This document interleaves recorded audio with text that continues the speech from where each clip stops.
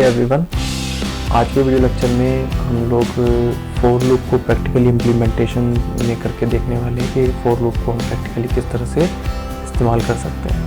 Last video lecture में हम लोगों ने देखा था फॉर लूप की थ्योरी को हम लोगों ने डिस्कस किया था। बेसिकली हमने लूप के बारे में जाना था लास्ट वीडियो लेक्चर में कि लूप्स क्या होते हैं, कितने तरह के लूप हमारे पास पाइथन प्रोग्रामिंग लैंग्वेज के अंदर होते हैं और उनका किस किस तरह से यूज़ किया जा सकता है, क्या क्या सिचुएशंस हो सकती हैं हम जहाँ पे फॉर लूप को इस्तेमाल कर सकते हैं और क्या सिचुएशन हो सकती है जहाँ पे हम व्हाइल लूप का इस्तेमाल कर सकते हैं। हमें पता लगा था कि अगर हम लूप को यानी कि किसी भी कोड को एक सीक्वेंस में रन करना चाहते हैं, एक सीक्वेंस में बार बार उसको रिपीट करना चाहते हैं मोर देन वन टाइम, तो उस कंडीशन में हम लोग वहाँ पे फॉर लूप का इस्तेमाल कर रहे थे।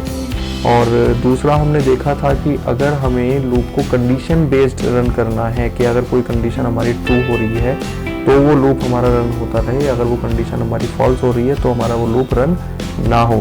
तो इस तरह की कंडीशन के हिसाब से अगर हम लूप को एग्जीक्यूट कराना चाहें तो वो हमारा व्हाइल लूप के केस में कंसीडर किया जा सकता है। ठीक है, तो ये हमने थियोरेटिकली हम लोगों ने लास्ट लेक्चर में डिस्कस किया था। इस वीडियो लेक्चर के अंदर हम लोग फॉर लूप को प्रैक्टिकली इम्प्लीमेंट करके देखने वाले हैं कि फॉर लूप को हम किस तरह से चला सकते हैं, क्या उसका सिंटैक्स होता है, क्या क्या सिचुएशंस हो सकती हैं, क्या क्या प्रोसीजर हो सकते हैं, क्या फॉर लूप को लिखने का सिंटैक्स रहेगा, इन सब चीज़ों के बारे में हम लोग यहाँ पे बात करने वाले हैं।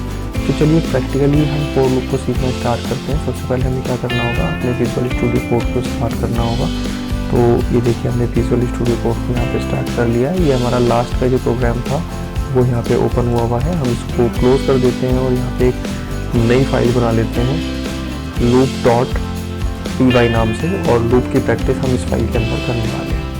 तो इस लूप के फाइल के अंदर सबसे पहले हम लोग क्या करेंगे, सबसे पहले हम लोग फॉर लूप को नॉर्मली चला के देख लेते हैं। देखिए जैसे कि हम लोगों को पता लगा था कि फॉर लूप को जब भी हम रन करना चाहते हैं तो फॉर लूप को एग्जीक्यूट करने के लिए हमें किसी न किसी एक सीक्वेंस की ज़रूरत पड़ती है। ठीक है, अब वो सीक्वेंस हमारी कैसे हो सकती है, वो सीक्वेंस हमारी एक लिस्ट के फॉर्म में भी हो सकती है। मैं आपको जैसे ही बताऊँ, मैंने यहाँ पे लिखा L = उसके बाद हमने यहाँ पे अपने स्क्वायर ब्रैकेट्स लगाए और मैंने यहाँ पे 1 2 3 4 5, ठीक है, मैंने एक लिस्ट बनाई है यहाँ पे और जिसके अंदर मैंने 1 2 3 4 5 5 अलग अलग वैल्यूज मैंने यहाँ पे डाल दी। ये बेसिकली एक अपने आप में पूरा एक कॉन्सेप्ट है जो आपके सामने अभी एक सिंगल लाइन के अंदर लिखा हुआ है। इस कॉन्सेप्ट का नाम होता है लिस्ट। तो ये हम प्रॉपर एक क्लास के अंदर इस लिस्ट को डिस्कस करेंगे आने वाली क्लासेस में। फिलहाल आप इसको एक इस तरह से समझ लीजिए कि ये L नाम का एक वेरिएबल है और इस वेरिएबल के अंदर एक सीक्वेंस है। उस सीक्वेंस के अंदर हमारे पास 5 वैल्यूज पड़ी हुई हैं जो कि हमारा 1 2 3 4 5 हर एक वैल्यू को कोमा से हमने सेपरेट कर दिया है। ठीक है, अब हम यहाँ पे फॉर लूप लिखने वाले हैं। हम यहाँ पे लिखेंगे फॉर लूप के लिए for I in L। ठीक है, ये हमने अभी लिखा। अभी मैं इसको एक्सप्लेन करता हूँ।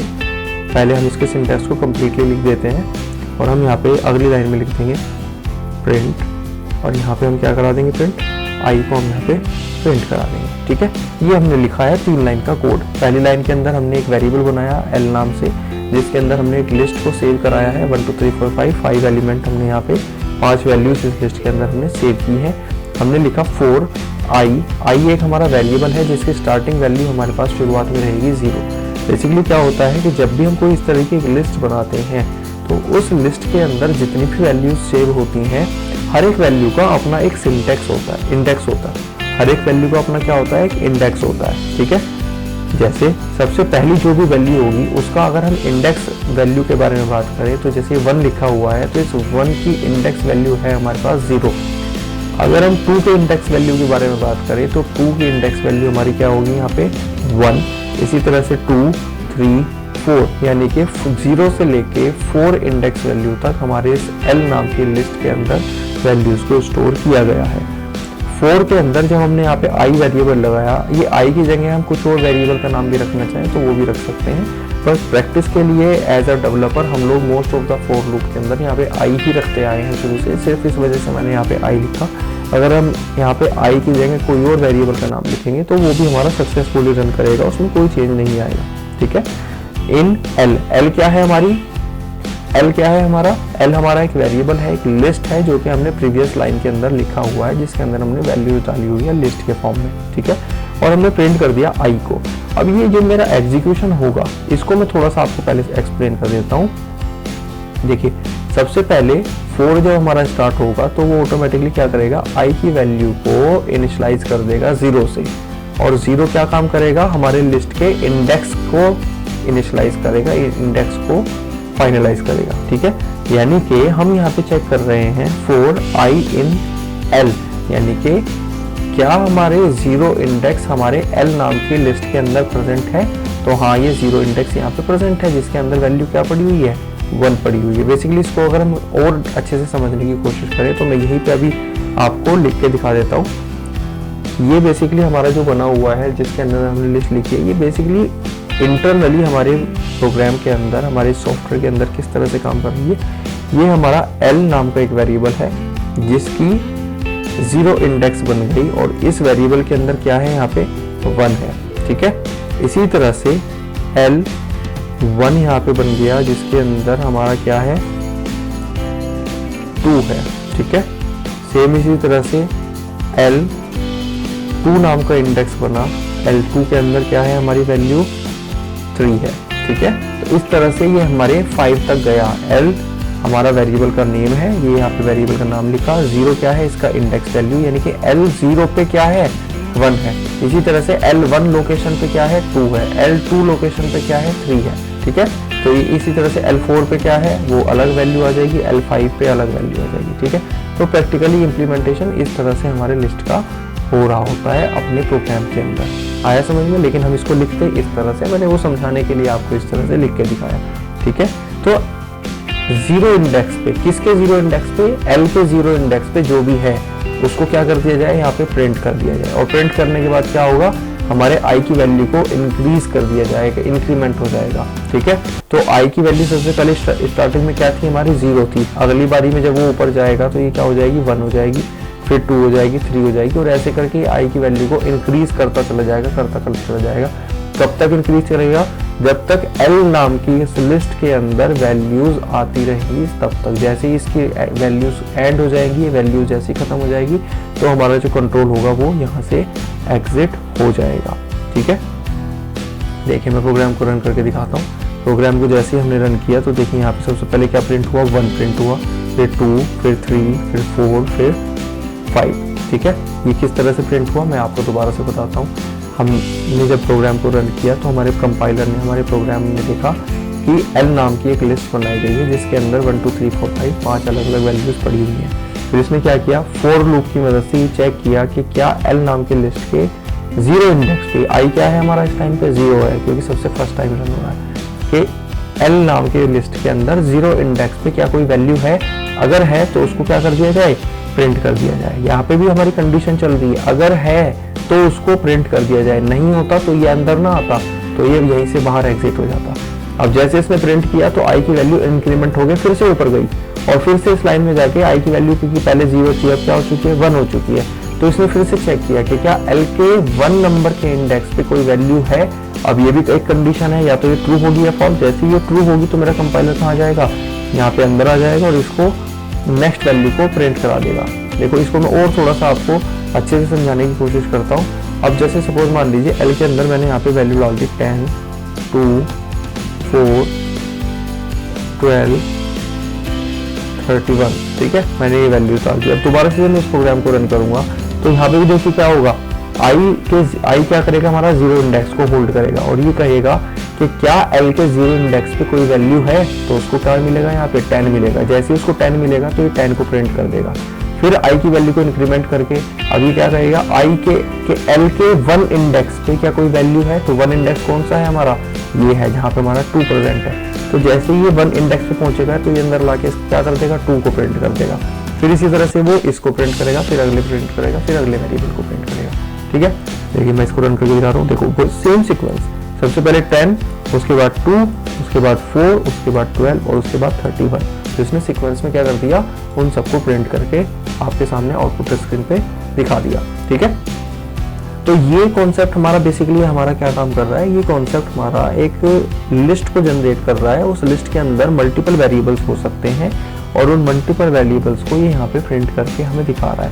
ठीक है, इसमें अगर हम अलग डेटा टाइप के वेरिएबल्स को स्टोर करना चाहें, सपोज मान लीजिए मैंने यहाँ पे ए नाम का एक वैल्यू रख दी, इसी तरह से मैंने यहाँ पे एक और स्ट्रिंग टाइप की मैंने यहाँ पे वैल्यू रख दी, और इसके अलावा अगर मैं यहाँ पे 2.5 एक और वैल्यू रख देता हूँ, तो देखिए अब इस प्रोग्राम को जब मैं रन करूँगा तो एक लिस्ट है हमारी जिसका नाम मैंने एल रखा हुआ है, जिसके अंदर हमारे इंटीजर टाइप के वैल्यूज़ भी हैं, जिसके अंदर हमारे कैरेक्टर और स्ट्रिंग टाइप के वैल्यूज़ भी हैं, और जिसके अंदर हमारा क्या है, फ्लोटिंग टाइप वैल्यू भी है। तो अब इस प्रोग्राम को अगर मैं रन करूँगा तो ये इस चीज़ को नहीं देखेगा कि मेरे एल नाम के वेरिएबल के अंदर किस किस टाइप की वैल्यूज़ पड़ी हुई है। ये सीक्वेंस में फॉर लूप उसको रन करता चला जाएगा और 1 बाय 1 सारी चीज़ों को प्रिंट कर देगा। देखिए प्रोग्राम को दोबारा से रन किया, यहाँ पे 10, 2, 4, 12, 31, उसके बाद ए भी हमारा प्रिंट हो गया, हिमांशु भी यहाँ पे प्रिंट हो गया, और फ्लोट टाइप की वैल्यू 2.5 भी यहाँ पे प्रिंट हो रही है। ठीक है, तो इस तरह से हम क्या कर सकते हैं, एक सीक्वेंस को जनरेट करके और उस सीक्वेंस के अकॉर्डिंग हम लूप को रन करा सकते हैं। यानी कि उस सीक्वेंस में, उस लिस्ट के अंदर जहाँ तक वैल्यूज़ को स्टोर किया गया है वहाँ तक मेरा लूप कंटिन्यूसली चलता रहेगा। इसमें हम कोई भी सीक्वेंस दे सकते हैं, कोई भी सीक्वेंस हम लोग यहाँ पे इनिशियलाइज कर सकते हैं। ठीक है, इसके अलावा हम फॉर लूप के अंदर और क्या काम कर सकते हैं। देखिए सपोज मान लीजिए अब मुझे ये लिस्ट नहीं चाहिए, मुझे पता है कि जो वैल्यूज़ यूज़र एंटर कर रहा है उस वैल्यूज़ के अंदर हमें क्या करना है, उस वैल्यूज़ के अंदर हमें पता है कि मेरी जो लिस्ट जाने वाली है वो 1 से लेके 5 तक जाने वाली है, या 1 से 10 तक जाने वाली है, या 15 से 20 तक जाने वाली है। तो हम वहाँ पे क्या कर सकते हैं, यहाँ पे एक नया कॉन्सेप्ट हमारे लूप के अंदर इंट्रोड्यूस हो जाता है, जो कि हमें एक सीक्वेंस को जनरेट करके देता है। वो सीक्वेंस हमारा कहीं से कहीं तक भी हो सकता है। उस सीक्वेंस को जनरेट करने के लिए बेसिकली हम जिस चीज़ का इस्तेमाल करते हैं वो होता है हमारा रेंज फंक्शन। ठीक है, रेंज फंक्शन क्या काम करता है, रेंज फंक्शन हमारे लूप के अंदर एक सीक्वेंस को जनरेट करके हमें देने का काम करता है। ठीक है, तो हम अगर किसी लिस्ट को इनिशियलाइज ना करके यहाँ पे डायरेक्ट लिख दें रेंज, ठीक है, मैंने यहाँ पर रेंज लिखा, उसके बाद ब्रैकेट लगाया इसकी ओपनिंग एंड क्लोजिंग ब्रैकेट। जैसे कि हमें पता ही है कि पाइथन में जितने भी फंक्शंस हम लोग इस्तेमाल करते हैं हर एक फंक्शन का अपना एक ओपनिंग और एक क्लोजिंग ब्रैकेट जरूर होता है। ठीक है, तो हमारा यहाँ पे हमने ब्रैकेट लगाया, उसके बाद हमने यहाँ पे लिखा सपोज मान लीजिए 15,20। ठीक है, मैंने यहाँ पे लिख दिया 15,20। तो यानी कि ये रेंज फंक्शन क्या काम करके देगा, ये हमारा 15 से लेके 20 तक की वैल्यूज़ को प्रिंट करके हमें दे देगा। ठीक है, जैसे हमारा रेंज फंक्शन यहाँ पे बेसिकली क्या काम कर रहा है, रेंज फंक्शन यहाँ पे 2 पैरामीटर्स आपसे एक्सेप्ट कर रहा है, 2 वैल्यूज एक्सेप्ट कर रहा है अपने ब्रैकेट के अंदर। तो इसमें जो पहली वैल्यू कंसीडर की जा रही है, पहली वैल्यू यहाँ पे स्टार्टिंग वैल्यू कंसीडर की जा रही है, और जो दूसरी वैल्यू कंसीडर की जाएगी वो एंडिंग वैल्यू कंसीडर की जाएगी। ठीक है, अब प्रोग्राम को रन करके देखते हैं और आपको एक ट्विस्ट यहाँ पे नजर आएगा। क्या, तो देखिए यहाँ पे स्टार्टिंग वैल्यू हमारी 15 थी, तो 15 यहाँ पे प्रिंट हो गया, उसके बाद 16 प्रिंट हो गया, 17 प्रिंट हो गया, 18 प्रिंट हो गया, 19 प्रिंट हो गया, और 20 प्रिंट नहीं हुआ है यहाँ पे। जबकि हमने लास्ट वैल्यू क्या दी थी, यहाँ पे एंडिंग वैल्यू क्या थी हमारी 20 थी, तो 20 यहाँ पे क्यों नहीं प्रिंट हुआ, 20 देखिए यहाँ पे इसलिए प्रिंट नहीं हुआ है क्योंकि रेंज फंक्शन जब भी हम एग्जीक्यूट करते हैं, रेंज फंक्शन से जब भी हम लिस्ट को जनरेट कराते हैं, तो ये क्या करता है, जो भी हम यहाँ पे एंडिंग वैल्यू मेंशन करते हैं उससे एक कम तक ये हमें लिस्ट प्रोवाइड कराता है। ठीक है, यानी कि अगर मैंने यहाँ पे 20 मेंशन किया तो ये हमें 19 तक की लिस्ट प्रोवाइड कराएगा। अगर हम यहाँ पे 21 कर देते हैं तो ये हमें 20 तक की लिस्ट प्रोवाइड कराएगा। लेकिन मैं इसको यहाँ पे 21 कर देता हूँ, तो इस बार क्या होगा, मेरा 20 भी आउटपुट में आ जाएगा। देखिए मैंने यहाँ पे 20 भी आउटपुट में आ गया। अच्छा, क्या होगा अगर मैं यहाँ पे 2 वैल्यूज की जगह एक ही वैल्यू दे दूँ। ठीक है, इस ब्रैकेट के अंदर मैं क्या करूँ, एक ही वैल्यू दे दूँ। सपोज मैंने यहाँ पे 10 लिख दिया। अब अगर इस प्रोग्राम को मैं रन करता हूँ तो क्या होगा, तो देखिए अब अगर इस प्रोग्राम को मैं रन करता हूँ तो इसने 0 से, यानी कि बिल्कुल स्टार्टिंग से बाय डिफॉल्ट आई की वैल्यू कहाँ से शुरू कर दी, इसने 0 से शुरू कर दी। क्योंकि जैसे अभी लास्ट प्रोग्राम के अंदर हमने देखा था कि हम आई की स्टार्टिंग वैल्यू क्या इनिशियलाइज करके चलते हैं, 0 इनिशियलाइज करके चलते हैं। तो इसने क्या किया, रेंज के अंदर 0 वैल्यू से इनिशियलाइज करना शुरू किया, और कहाँ तक पहुंचेगा, जो यहाँ पे वैल्यू दी है उसमें से एक कम तक। यानी कि स्टार्टिंग वैल्यू हमारी 0 मान ली जाएगी, अगर हम यहाँ एक वैल्यू डालते हैं तो स्टार्टिंग वैल्यू क्या कंसीडर हो जाएगी, 0, और एंडिंग वैल्यू क्या कंसीडर हो जाएगी, वो वैल्यू जो आपने यहाँ पे मेंशन की है। ठीक है, तो एंडिंग वैल्यू में से एक कम तक हमारा लूप रन होगा, तो ये एंडिंग वैल्यू यहाँ पे 9 तक लेके जा रहा है। ठीक है, अब देखिए सपोज मान लीजिए मैंने यहाँ पे लिख दिया 5,10, तो यानी क्या मेरी स्टार्टिंग वैल्यू क्या हो जाएगी, यहाँ पे 5 हो जाएगी और एंडिंग वैल्यू मेरी क्या हो जाएगी 10 - 1, यानी कि 5, 6, 7, 8, 9। ठीक है, 9 तक की वैल्यूज इसने यहाँ पे हमें प्रिंट करके दे दी है। ठीक है, इस तरह से हम क्या कर सकते हैं, रेंज फंक्शन का यूज़ करके अपना एक सीक्वेंस जनरेट करा सकते हैं, अपनी एक लिस्ट जनरेट करा सकते हैं। ठीक है, तो आज के वीडियो लेक्चर में हम लोगों ने क्या देखा, हमने देखा कि फॉर लूप को किस तरह से इस्तेमाल किया जा सकता है। फॉर लूप को इस्तेमाल करने के लिए अगर हमने मैनुअल कोई लिस्ट बनानी है तो हम किस तरह से एक मैनुअल लिस्ट को तैयार करके अपने लूप को उसके हिसाब से एग्जीक्यूट करा सकते हैं, वो हमने देखा। इसके अलावा हमने देखा कि अगर हमें एक सीक्वेंस में, एक प्रॉपर सीक्वेंस में कोई लिस्ट को जनरेट कराना है तो उसके लिए हम रेंज फंक्शन का इस्तेमाल किस तरह से कर सकते हैं।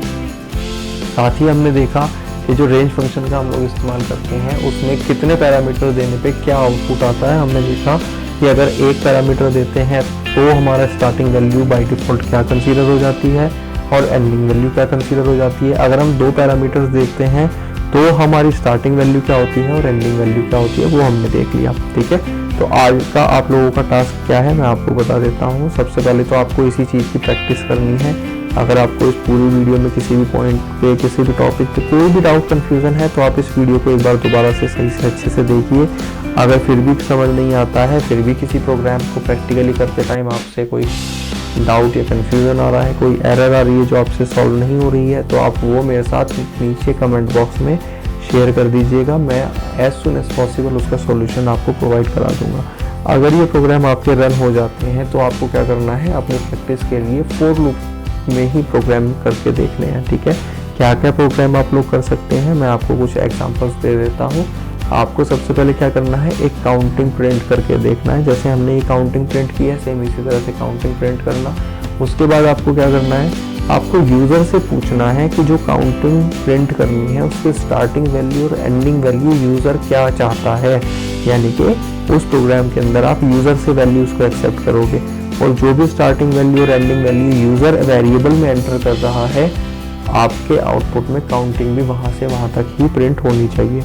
इसके अलावा हम प्रैक्टिकल क्या कर सकते हैं, सपोज मान लीजिए यूज़र ने स्टार्टिंग वैल्यू और एंडिंग वैल्यू अपनी तरफ से एंटर कर दी। हमें ये चेक करना है कि जो स्टार्टिंग और एंडिंग वैल्यू यूज़र ने एंटर की है उस पूरी प्रॉपर सीक्वेंस में से कितने हमारे इवन नंबर्स हो सकते हैं और कितने हमारे ऑड नंबर्स हो सकते हैं।